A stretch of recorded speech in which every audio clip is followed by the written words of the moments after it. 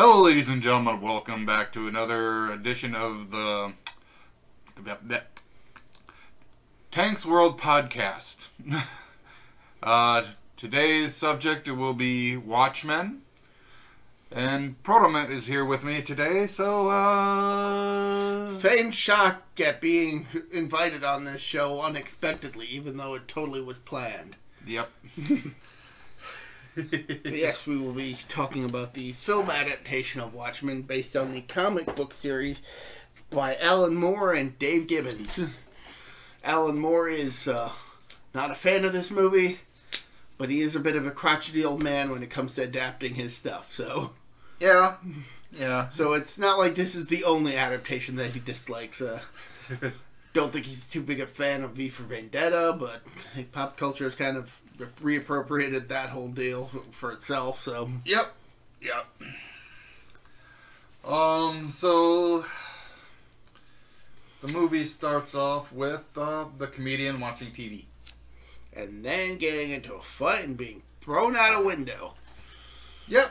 Which is actually a bit earlier than the comic. Yeah.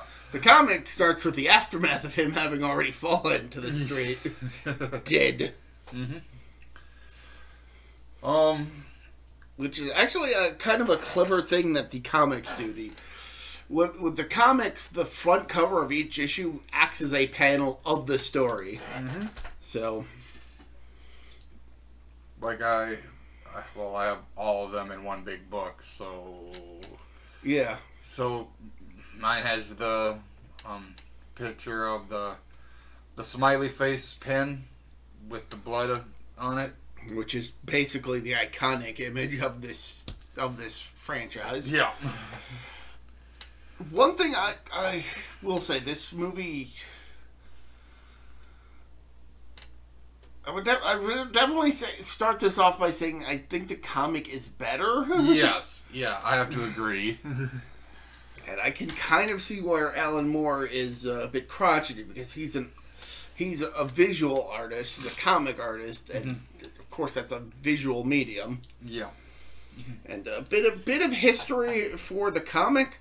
Originally it was conceived as, well, basically a superhero murder mystery, which it is. Yep.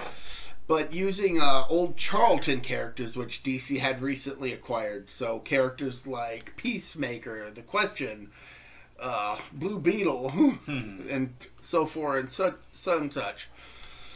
However, DC nixed the idea because they actually had wanted to do stuff with those characters. So they had to come up with their own original characters who were very clearly based on the existing characters. Yeah. So... we got... So, Question became Rorschach. Mm-hmm. Blue Beetle became Nighthawk, Night Owl. Yeah. Captain Atom became Dr. Manhattan. Yeah, that's about it. So, bye. No. I'm kidding. So, Rorschach, well... The police are investigating, like, the comedian's, murder, so... They don't know that he was a super. Nope. Oh, here referred to as masks in this adaptation, because... And by the way, none of these characters are, like, super soldiers or, like, have any superpowers. Save one, but... But, well, besides Dr. Manhattan. Yeah, that's the exception that proves the rule. Yeah. He's the one character with superpowers. They're all just strong humans. Intensely well-trained and toughened. Yeah. So you're not going to find a Superman or a Wonder Woman here. These are basically all Batmans. Yep. For better or for worse. Well, Night Owl is just pretty much a ripoff of Batman. Ostensibly, yes. Yeah, costume and everything, but... And his tech, pretty much. Well, again, I'm pretty sure he was based on Blue Beetle, so. Oh, okay. Who also had tech, so.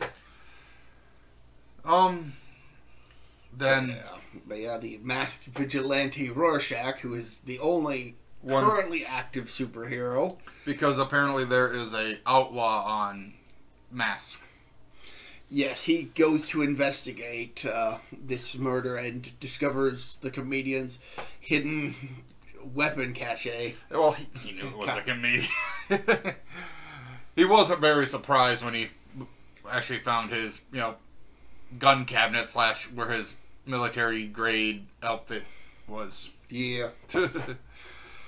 A nice thing that this film does is that its opening credit sequence, which takes place after the initial fight scene, basically acts as a history lesson for this alternate reality. Mm-hmm.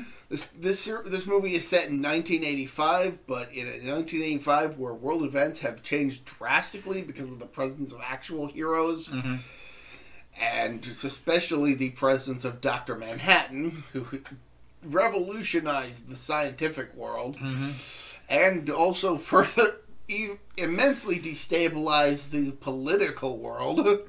Richard Nixon is president on his 4th term.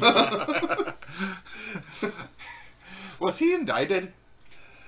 Yeah, he was impeached. Yes, that indicted.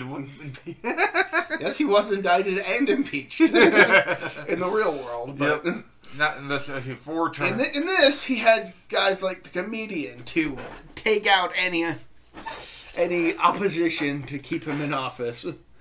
Yeah. Or at least that's the implication. Yeah.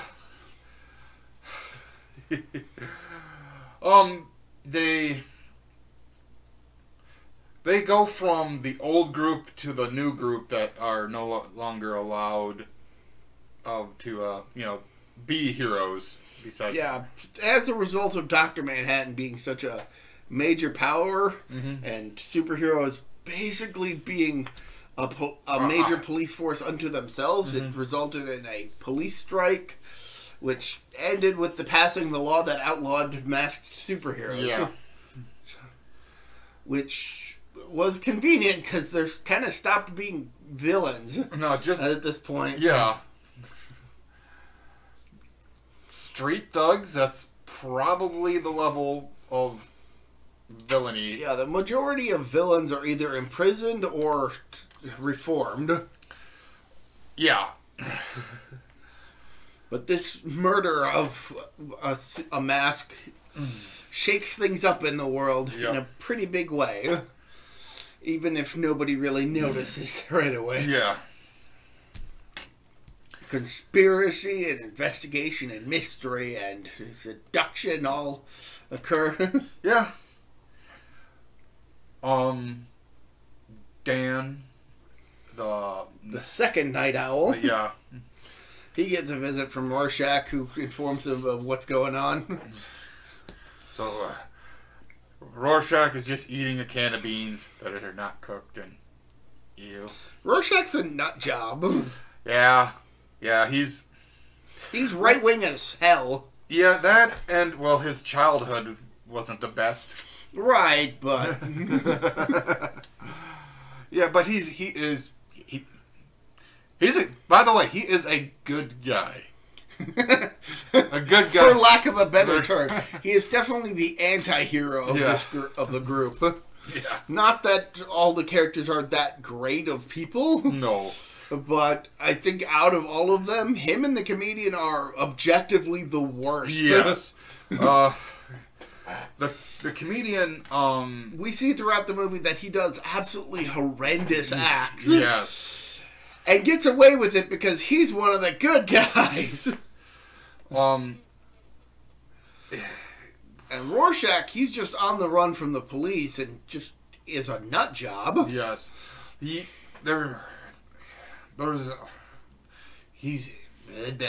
I can speak.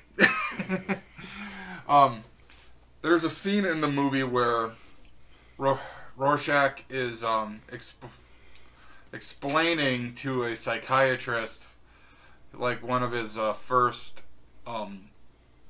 jobs being a soup, where... Well, it was the I wouldn't say that it was one of his first, but it was definitely the one that changed him. Pretty much broke him mentally. Yeah, it shifted him from being, we gotta arrest all the bad guys, to fuck these criminals. They don't even deserve to live. Mm-hmm. And if they do, the guy we're gonna actually, mess them up. And what the guy did deserved what he got.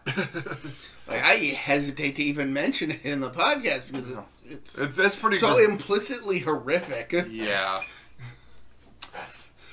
Like, admittedly, the comic itself doesn't outright spell it out for the audience, but we can figure it out. We can very easily figure it out from the context. Mm-hmm. No words need to be mentioned. It's just all, it's, like I said, implicitly horrific. Quite violent, gory. Yeah. Like we said, Rorschach is not all there, but not all there. He's definitely the one who winds up pushing the narrative forward on his end. Yep. By doggedly investigating this murder. And it leads to some pretty weird places. Yeah. Rorschach ends up going to Dr. Manhattan, and I can't think of her name. Shit. Oh. Yeah, let me pull out the comic. Her former superhero name was the second Silk Spectre. Mm-hmm. So there's that.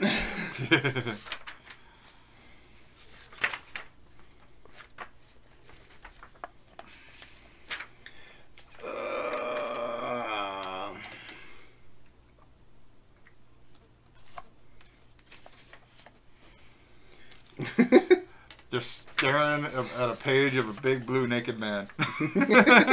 Oh yes, Dr. Manhattan is absolutely naked throughout this entire movie, which is probably the one thing most people took away from this movie. Yeah, just like big blue, without actually seeing it.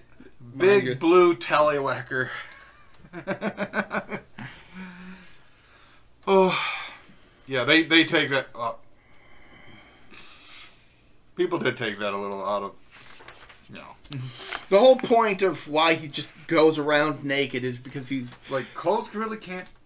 Clothes, he can wear clothes. He can wear clothes. He does wear clothes in this movie, but he's so. Okay, so a brief explanation for Dr. Manhattan. He's the only actual superhero in this movie because he was caught in a horrific physics accident. Yeah. Involving particles and shit.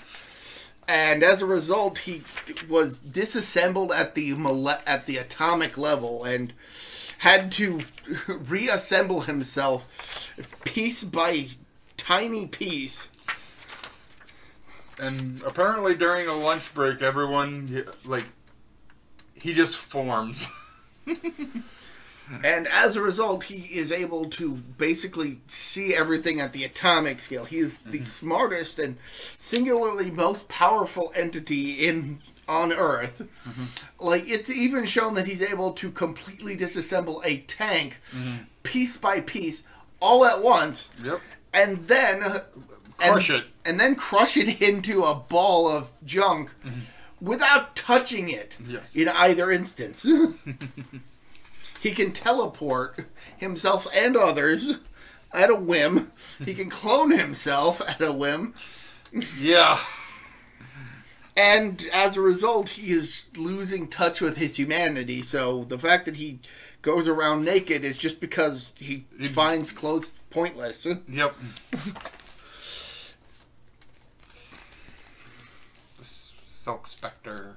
Also, I kind of hate the fact that Janet, Judy, whatever her name is, the second Silk Spectre keeps going by the name Miss Jupiter, which is actually a point of contrast with this because Jupiter. As a last name. Oh.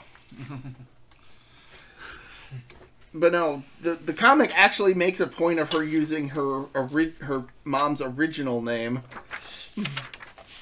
her original family name. Oh, okay. Juspesic. Juspesic? I think that's how that's pronounced. It's Polish, so I'm not terribly familiar with that. But no, the movie decides, oh no, we gotta dumb it down and have it Jupiter, which is what her mom changed it to back in the day. Just so that people didn't know she was Polish. But yeah, no, she's in a relationship with Dr. Manhattan, and it is a strained relationship by this point. Yep. It is also the second relationship that Dr. Manhattan has been in. Yeah. He was in a relationship with a woman before his accident. And after, for a while. Yep. And then he dropped her for... Second Silk Spectre. Yeah.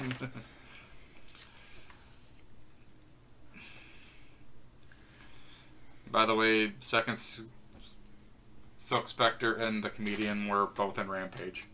Yeah, the actors for both characters just last night, as I was about to go to bed, it just suddenly dawned on me that both actors were in that movie. It didn't click in my head right away. Like, oh, cool. Okay.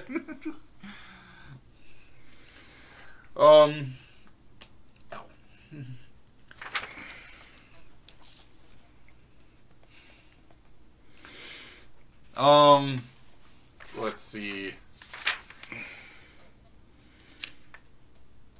I think it's Janet.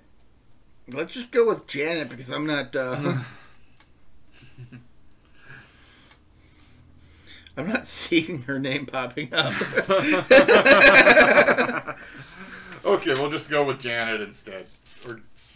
Until I come across what her actual name is. So, she goes out because they get into an well... She and Dr. Manhattan get into an argument. And, Dr. Manhattan pretty much tells her to say hi to Dan. Night Owl. Night Owl, yep. So, she meets up with Dan, and they have a good conversation, and apparently they talk about a villain that they encountered who was really just a masochist. Yeah. Punish me! No, go away. Whatever happened to him? Well, they tried that with Rorschach, and Rorschach threw him down an elevator shaft. Yeah. He got his punish.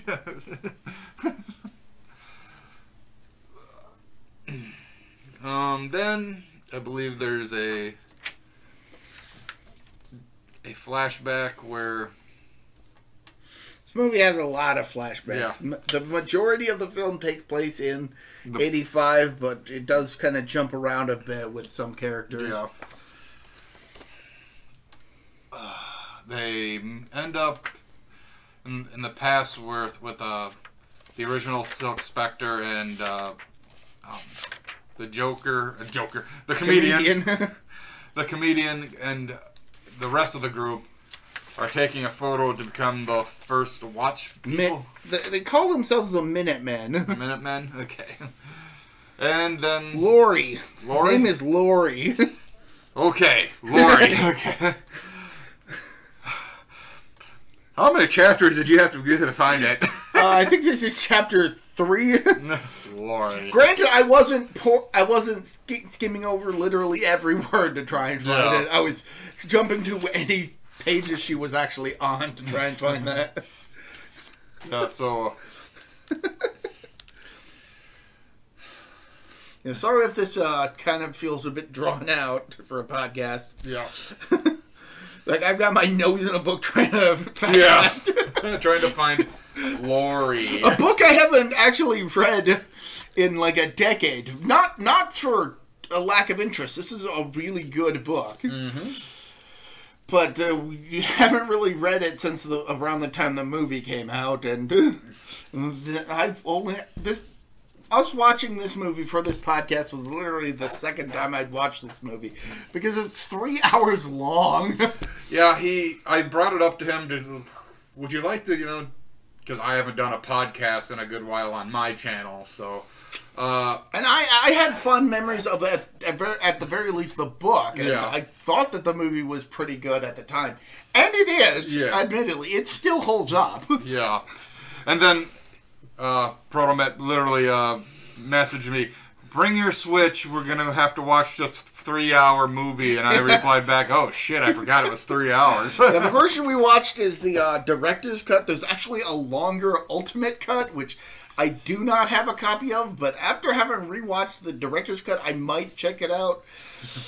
From what I understand, the ultimate cut integrates a story that in the original comic is like a side comic that characters in the story read. So it's not like a main thing. But it's something that is intended to be a thematic parallel to the events of the actual story. And that whole side bit is mostly cut out of the movie. Yeah. You might see occasional bits of the character in the book from the book who's reading it, reading the comics on screen, but we don't really see much of it. Yeah. Tales of the Black Freighter, it's a comic, is what it's called. Okay, so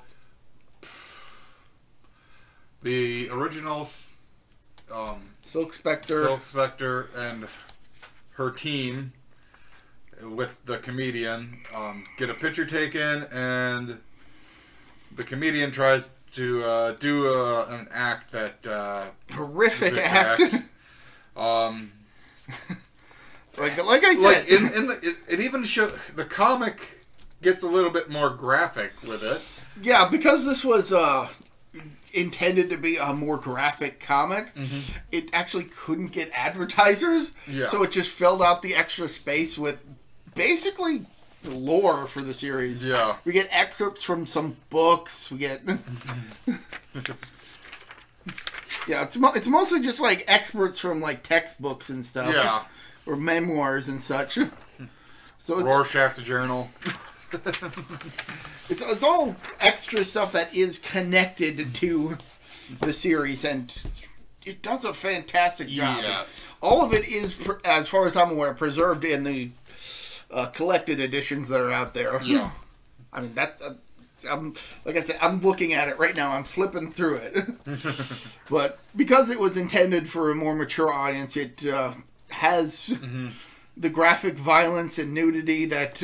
is present in the movie, but it's for an R-rated movie. It's quite tame compared to what goes on in the comic. I think it's a fairly accurate. Oh well, yeah. Meaning, I mean, this ain't a porno. Well, no. It ain't a slasher film, but there is a lot of gore. Yep. So be aware of that going in.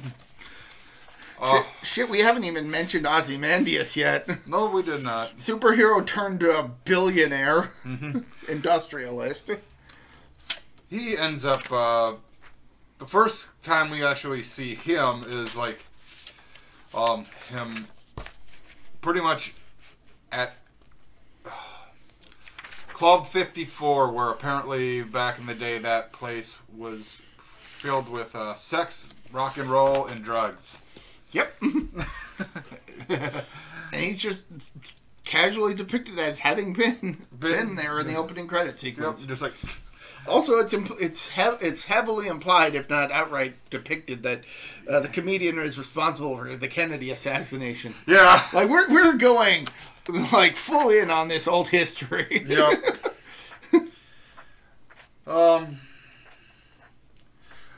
There are some scenes where they're overseas and, the war against Japan, and they have Dr. Manhattan just literally That's Vietnam. Is that Vietnam? That is Vietnam. I could not think of the name of the war. Well, it definitely wasn't Japan. Yeah, no. Yeah, no, instead of Vietnam being, one of the more controversial wars because the U.S. got involved and it just became a clusterfuck. Yeah. It is still controversial, a controversial issue. Mm-hmm. But in this series, because they had Dr. Manhattan, U.S. totally won that war. Easy. Yeah. Because he just exploded people into viscera with his mind. Yep, just like pointed and...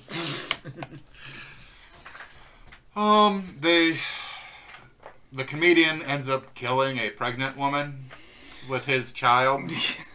Because he doesn't want to deal with that shit. No. Like I said, comedian is a horrendous person, and he's one of the good guys. He never said he's a good guy, never said he was a nice guy. He doesn't even kill her because she's pregnant with his child. He kills her because she has the gall to slash his face because he doesn't want to deal with her. Yep. Like she disfigures him for basically abandoning her. Yep. And his response is to murder her.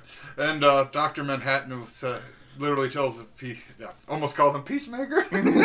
No, Peacemaker may be crazy, but he is nicer than this guy. I wouldn't be surprised if this character is based on Peacemaker.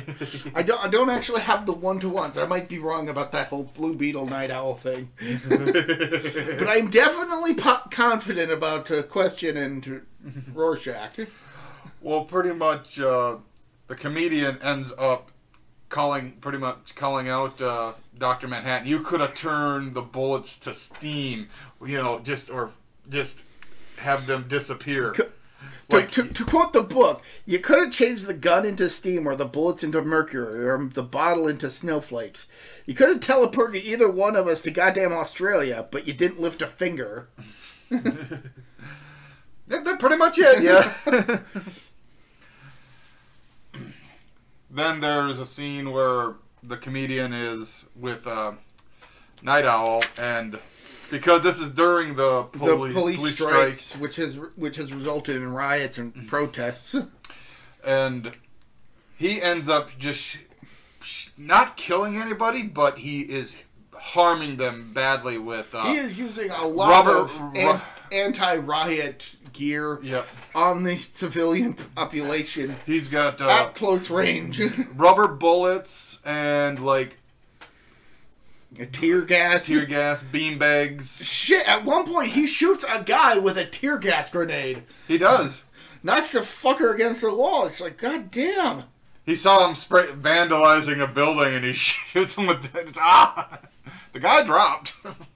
Well, anyone would. Those things are big. And then he just went down and started beating people. The Night Owl asks, so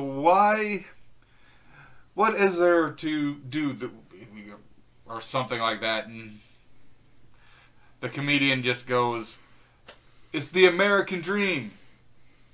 We're living it. Okay, so yes, the comedian is supposed to be based on Peacemaker. Because the original title for Watchmen is Who Killed the Peacemaker?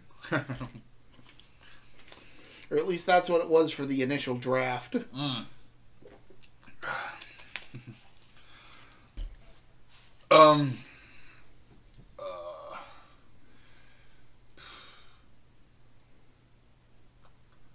Laurie and Dr. Manhattan are having relations, but Laurie realizes that she's not into technical three-way action with the same person, I guess. Like I said, the guy is able to clone himself. Yeah.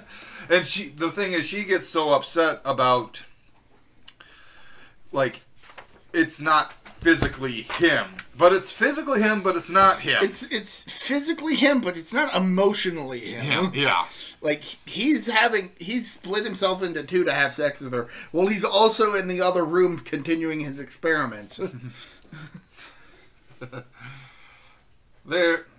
She stops the act, and then, Dr. Manhattan is just confused on the situation. Why is she upset? I thought you liked that. This, that, blah, blah, blah. No. No? Not.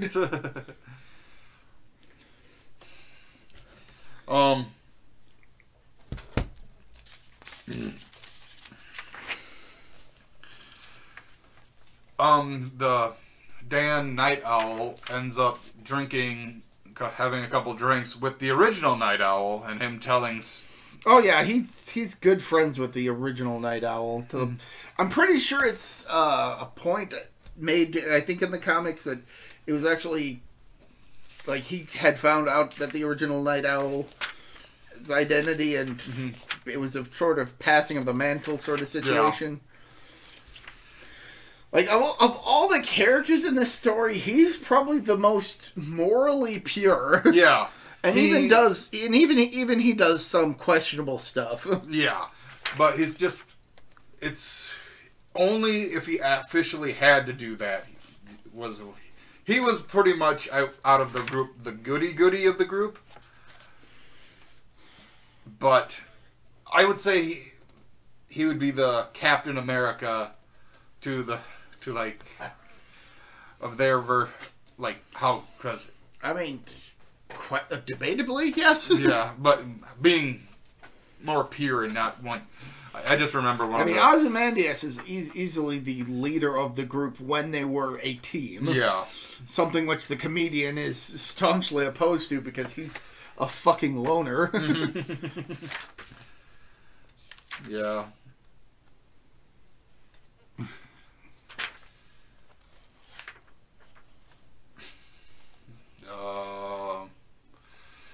Like they're doing like a map of different places or something, or where crime syndicates or something. Yeah, and the comedian just takes his lighter and sets the thing on fire because he disagreed with. He's just kind of an asshole. That's part of the reason I was a bit hesitant to actually do this is because there's a lot to this series. Yeah. It's a 3-hour movie, and I kind of just want people to watch it or read the book. Mm-hmm. Because, goddamn, it is such a really good read. It is. Like, I'm flipping through the pages. There's a reason why I'm not saying very much, because I'm flipping through the pages and just kind of remembering how great this series is.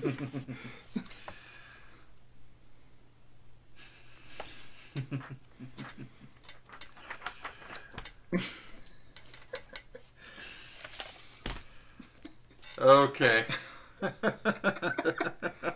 Sorry. Yep. What else? A lot happens.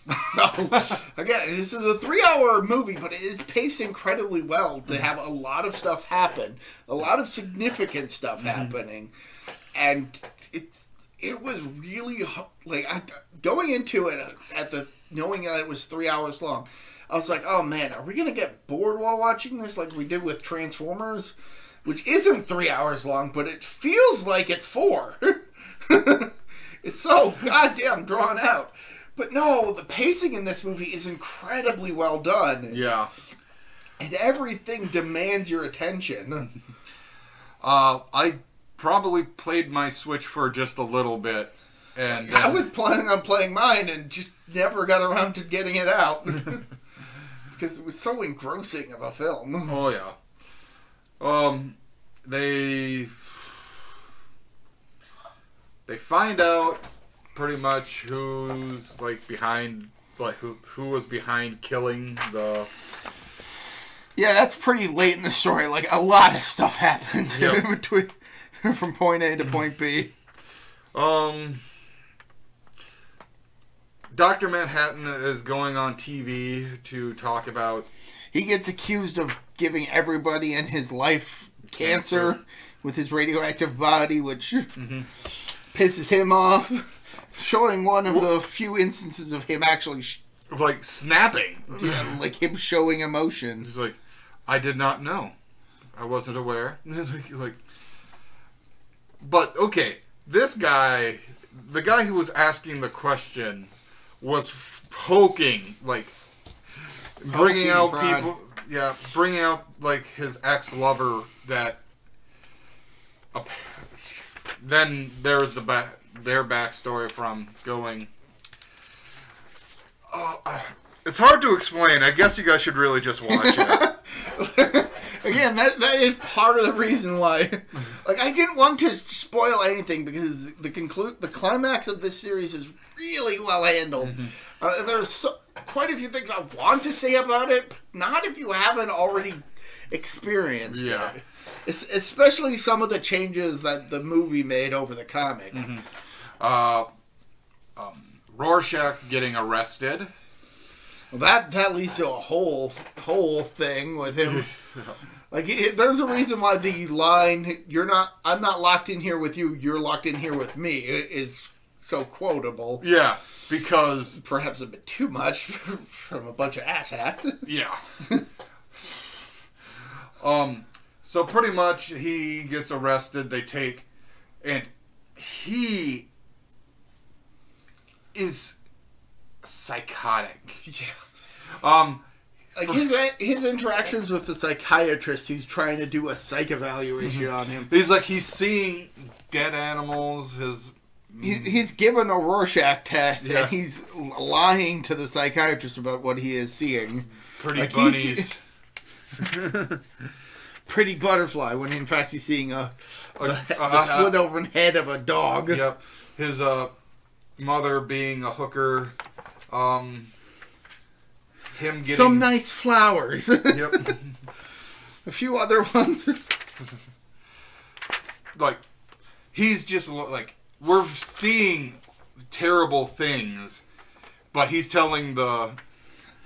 That's because at the least he understands what the doctor is going for, and he's deadpanning him the entire time. Then he explains, like, you want to know who Rorschach is? Which then gets to the explanation of that really horrific event that we only hinted at earlier. Yeah. And the psychiatrist literally goes to I can't help him. The comic actually has a whole chapter dedicated to this, which ends with a conversation he has with his wife and a couple dinner guests later that night. That, well, it doesn't end well for him. No. But that's only because of how affected he was by finding certain things, and it's too gruesome to actually officially even attempt to talk about. Yeah, I think it's a really well done chapter, taking a psychiatrist who admittedly is really only doing this because he wants to get famous for having figured out the lunatic Rorschach, and by the end of it, he is a slightly broken man. Yeah, he's damaged goods. Yeah. So during Dr. Manhattan's little outburst where he makes everyone disappear, he ends up going to Mars. And just making a whole city for himself. Yep. After that, he got embarrassed, pretty much. Or he got really bombarded. He got fed up with humanity. Exactly. And he just, had them, disappear. But during this time, Lori and Dan, they're seeing a lot more of each other. Yeah. Especially now that Dr. Manhattan has disappeared. And, people come to see if she can find Dr. Manhattan. No, he'll come back when he wants to come back. That's pretty much what... And they, government pretty much keep her hostage for a small amount of time. Very small amount of time because, she is a freaking hero. It makes sense, but it is something that's added to the movie rather than present in the original story. And again, I think it makes sense since she's basically a government worker. Yeah. In a sense. She is technically Dr. Manhattan's handler? Ostensibly. / lover / wife. But she manages to get away from it all. Oh, and get very easily. Then she goes to Dan and she's stressed out, and then they go out. They're going to go out to dinner or something. No, first they intend to fuck, but... Yeah, apparently Dan has a little bit of nerves and he can't get his thing chubbed up. Yeah. Because they both have feelings for each other, and they. But he just can't pull the trigger on that. And she's all right with it. That is until later that night they decide to go out, just superheroing for the hell of it. Mm-hmm. And they fucking the owl ship. Of course, that's after they save a bunch of people from a burning building. Yeah. So, like I said, she's staying with Dan for a couple of days. And then he's like, we gotta spring Rorschach. Yep. He's like, do we really have to? He's like, yeah, I suppose. But during this time, Rorschach is in prison, and all the people all the people he has put away to prison are there. And they end up starting a riot to try and incite violence to, legitimize, get the whole system in a situation where they could easily get to Rorschach and kick the crap out of him. Good luck with that. It doesn't quite go that way. So we have a little person being like, I guess he's the lead boss of a mob or a gang. Syndicate or something. Yeah. And he has got his two big lackeys that keep wanting to get to the cave, but they. And then Rorschach, they have to cut one of the guy's arms off because Rorschach breaks his hands. Well, he reaches in, or pretty much his thumbs. Yeah, that's actually a bit more graphic than in the comic where they just slit the guy's throat. Yeah, well, they take a saw and cut the guy's fucking arms off so they can get to the Rorschach. And the big guy comes in, and then Rorschach easily, takes him down and knocks him out. And during this process, when he falls with the saw slightly cuts the cord, and the Rorschach just flushes the toilet, and the guy gets electrocuted. Yeah, in the comic, they use a blowtorch to try and get the lock off, and it's just got a frayed wire by default. It's just not a well-maintained piece of equipment, and Rorschach uses that to his advantage. He goes to the psychiatrist's office, and, give me my face. And he simply just gives him the box. He's like, please don't kill me. And then Dan and Lori show up as Night Owl, and, in the midst of this riot, extracting him from the situation. Yep. He's like, sorry, gotta use the bathroom. Now, while all this is going on, Ozymandias is just being business guy. Yep. Until an assassin comes in and tries to murder him. Yep. And he simply stops him very quick, and then he bites down on a poison capsule, and the assassin offs himself. Mm-hmm. Damn. The assassin kills a decent amount of people before getting taken out.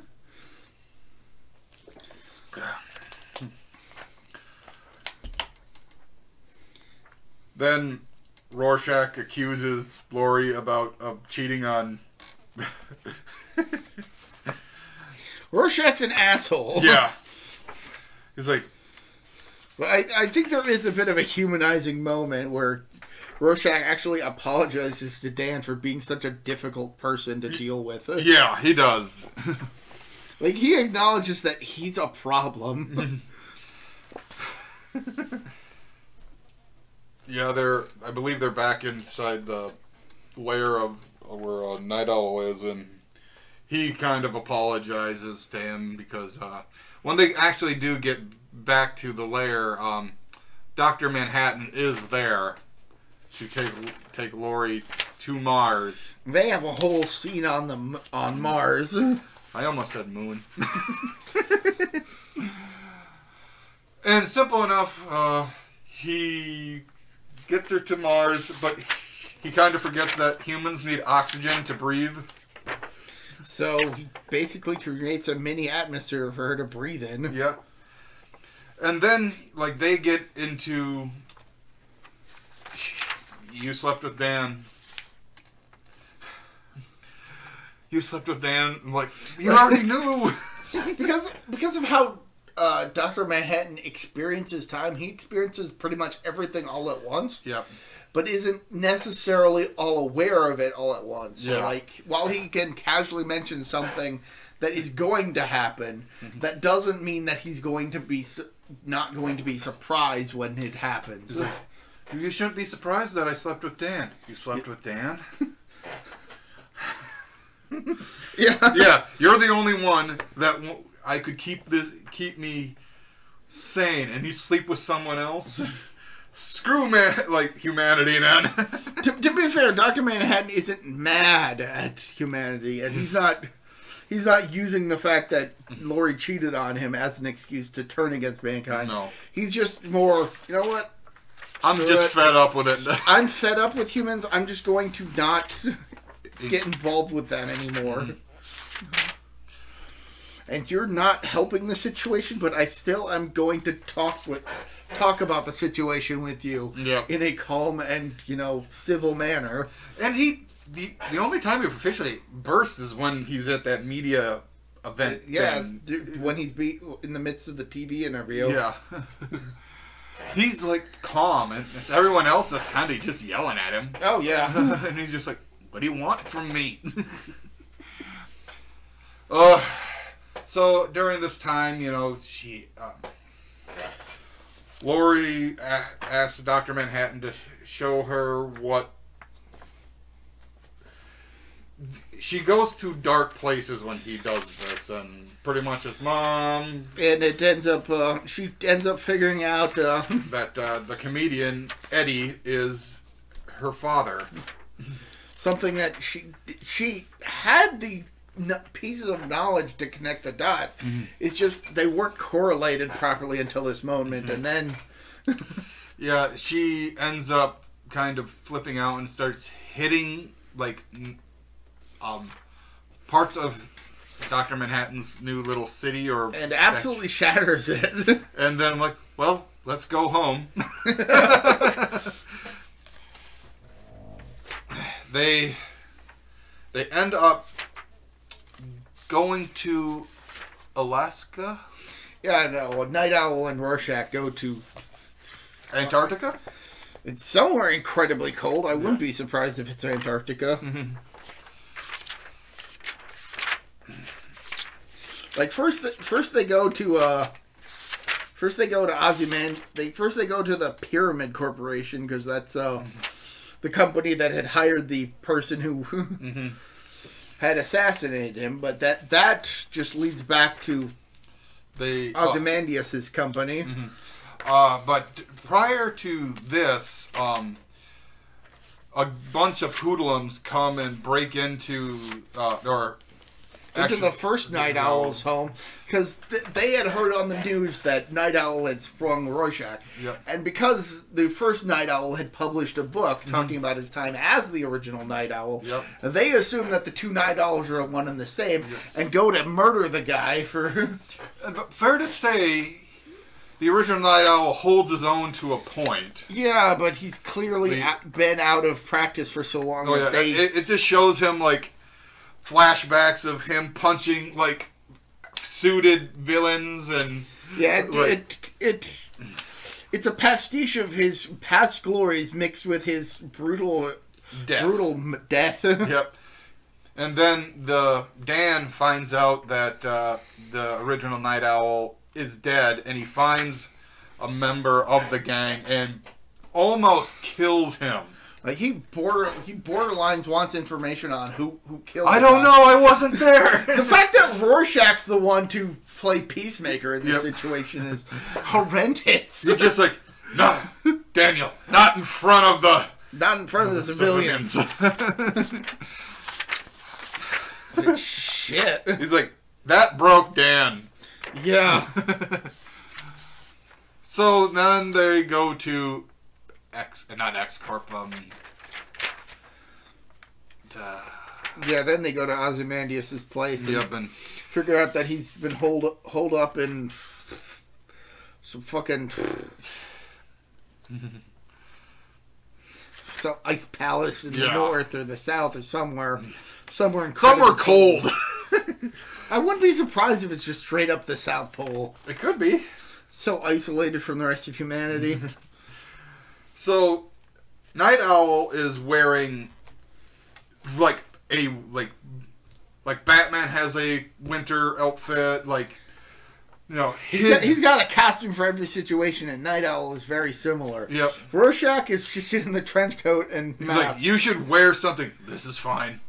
You can tell that he's shivering. But he's too gruff, too. Yeah, I'm like, I'm manly. So they go and encounter him, and I have to say, I remember the weird mutated tiger thing. Bubastis. Yes. Who is in the movie, but only in the final scene, whereas in the comic, Bubastis had shown up throughout the comics with Ozymandias. So like, basically, it's a genetically mutated pet. Mm-hmm. But it's a way of showing that he can create anything he wants to. Mm-hmm. So long as it's imaginable. Yeah, pretty much. Which ties in more with the comic than it does the movie. Mm-hmm. So I can kind of understand why they cut down Bubastis' scenes in the movie. It's not terribly relevant to the film as it is. No.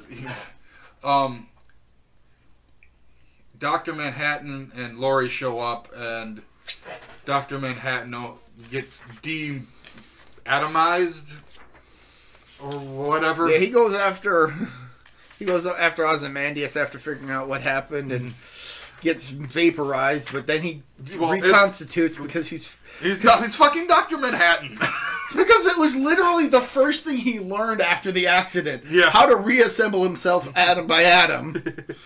It went way quicker this time around than the first. Now, I feel I should mention that Laurie and Dr. Manhattan arrive at Ozymandias' place after he's already initiated his plan, which is basically to launch a nuclear bomb. Not a bomb, but to pretty much frame Dr. Manhattan. To make it look like Dr. Manhattan was simultaneously attacking multiple parts of the world for being fed up with humanity.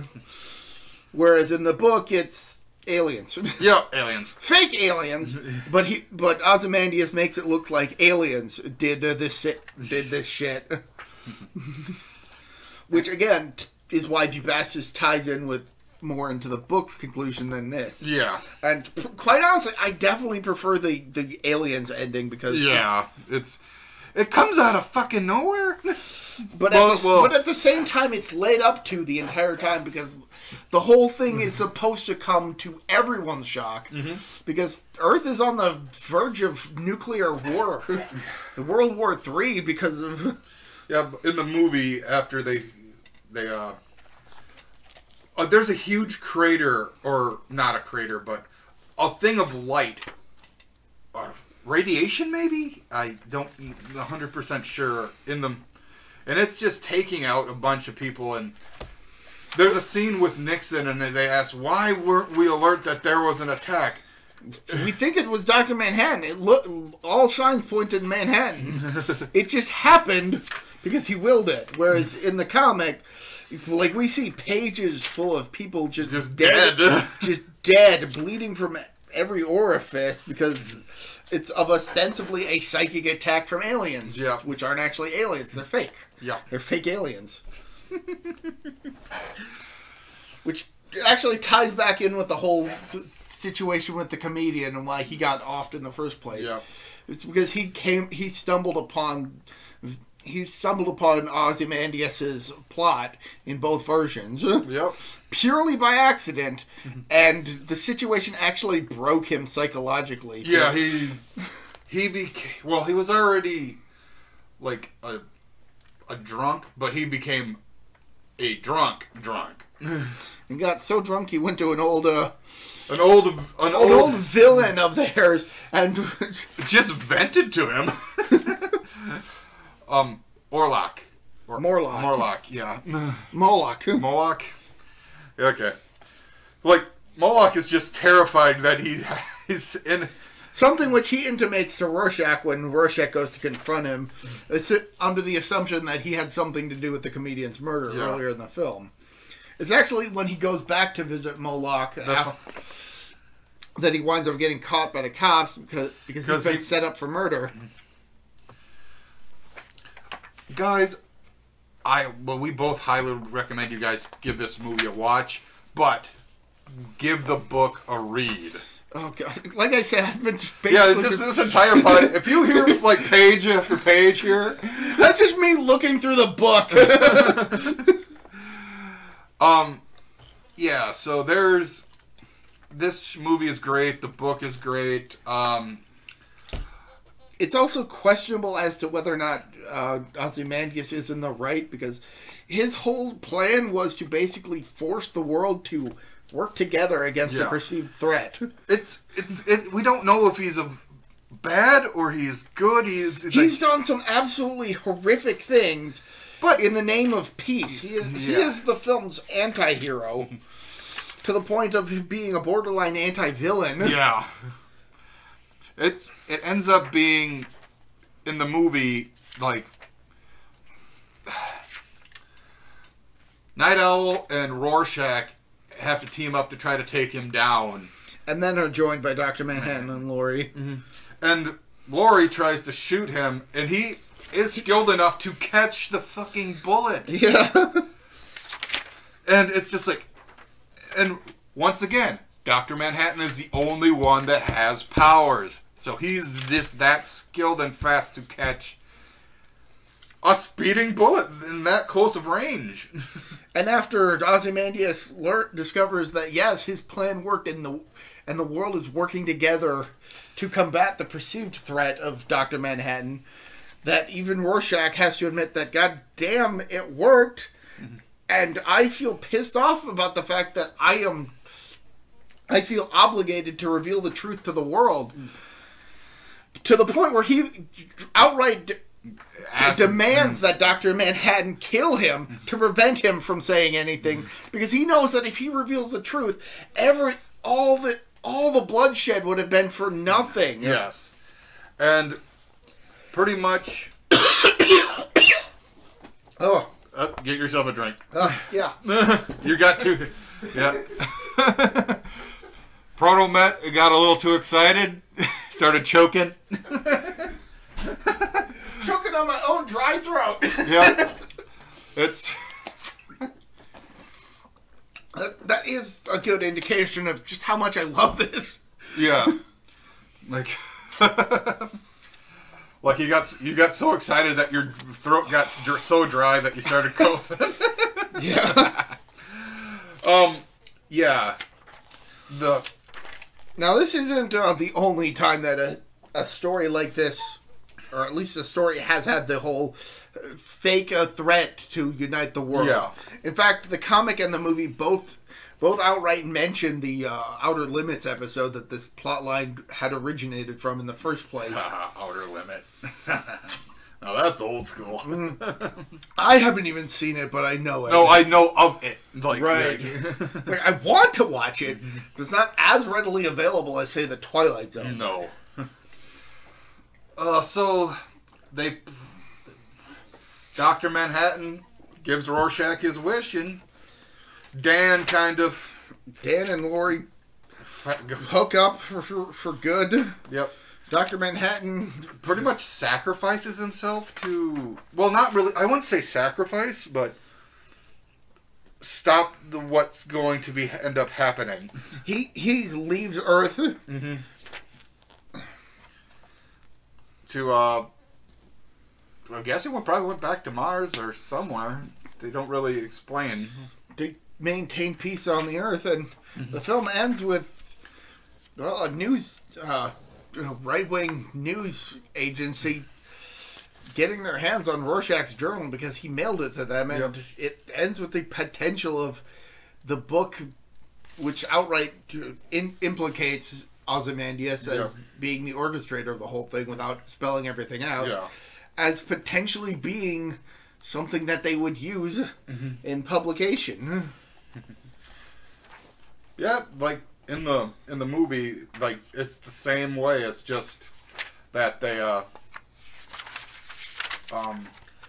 like the guy's telling this kid that is wearing like a shirt with like a smiley face on it and his ketchup on a in the style of the smiley face pin that the Yeah. comedian had led on, which he. is basically the iconic image of the series. Oh yeah. That and the Doomsday Clock. So he picks it up, and then the end credits happen. Well, Dan and Laurie are together with. They go visit Laurie's mom, who had appeared a few times in the movie outside of flashback. Yep. As an older woman. She. Yeah, so Dan and Laurie are now a couple, and. The world is at peace for the time, Mm-hmm. but it is a tenuous peace that could be easily broken if one piece falls into the wrong place. That's right. That's outright pretty much implicated. Yeah. Yeah. Great movie, great book. I recommend both of them. Oh, absolutely. They're both really well done. Zack Snyder did a great job on the movie. Mm-hmm. Like, for a number of years, people thought that Watchmen was unfilmable. Because, A, it would have required a lot of effects work. Yeah. And it's just such a complete story that you don't feel like you should cut anything out. But they did manage to accomplish that with the movie. Mm-hmm. Mostly by changing a few things, which I feel the comic did better. But Well, yeah. that's personal Yeah. preferences. I did find out who all the major characters are based on. Ozymandias is based on the character Thunderbolt. Never heard of the guy. Night Owl is, like I said, based on Blue Beetle. Specifically the Ted Kord version of the character. Okay. For those of you who are interested, go check out the Blue Beetle movie. It's criminally undermarketed. Really good movie. I know this show doesn't have a recommended segment, but I watched that movie recently and it was really good. And I think a lot of people should do it. Check it out. Like I said earlier, the comedian is based on Peacemaker. Dr. Manhattan is based on Captain Atom. Rorschach is based on The Question. And Silk Spectre is based on a character named Nightshade, which, again, I never heard of. All right. What I do kind of want to mention is that the conspiracy theorist-esque Rorschach would go on to influence The Question being a bit of a conspiracy theorist in more modern times. Of particular note, the DCAU, Justice League Unlimited cartoon series, where he's basically Rorschach. Minus the over the edge. Like, he is he's straight up conspiracy theorist, but he has some qualms. Well, also they got oh god, what was his name? Jeffrey Combs to voice the character, which he does a fantastic job with. Combs having probably most famous for his role in the film as Herbert West, Reanimator.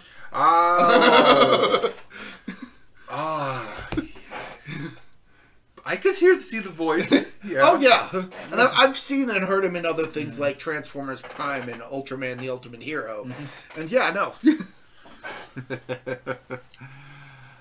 I just wanted to mention that because I felt like that was a standout performance from one of those Charlton characters in a more modern work. That wasn't just Watchmen.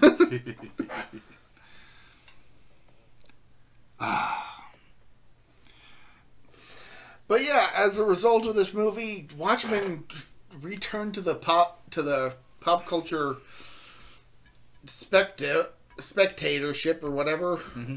People became more aware of it, and kind of as a bit of fallout of this, it has had a number of spin-off videos, such as a prequel comic, television series, which I do not know one way or the other if people liked that or not. I never watched it myself, but I think probably the most egregious thing was the fact that DC has in recent years incorporated the characters from Watchmen into the standard DC universe, which I feel they really shouldn't have done.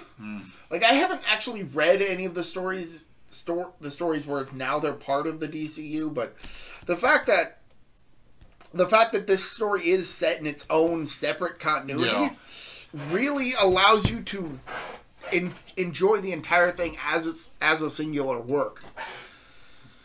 Like, that's something that gets a bit complicated when you have comic book characters that are in multiple titles that share screen time with a bunch of people.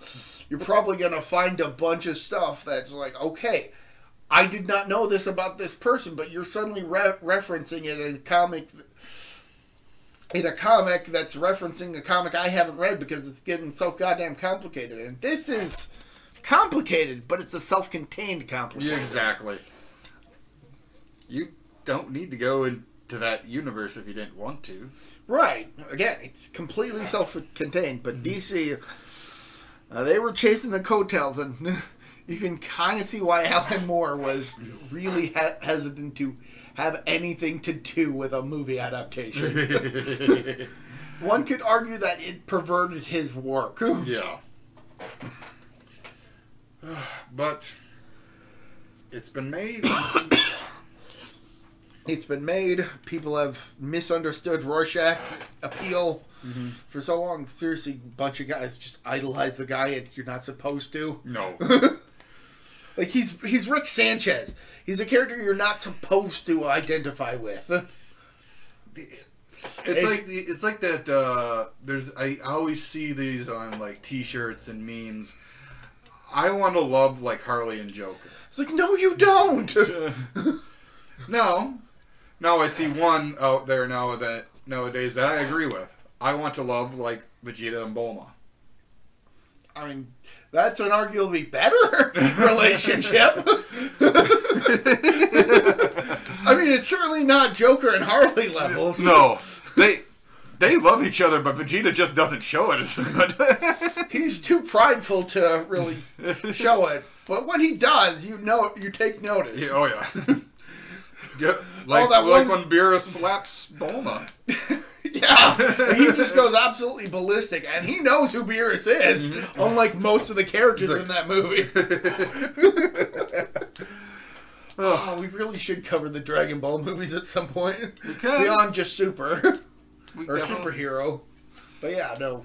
That's a subject for another time. Yeah. Yeah, you don't want to look up to Rick. You don't want to love like Harley and Joker. No. I think they're great characters, yes. But role models? Hell no. No. Well, no. No. Well, you don't want to be like Jerry. I mean, that's... Yeah, no, you don't want to look up to Jerry, but that's for like a completely different reason. Man's just pathetic.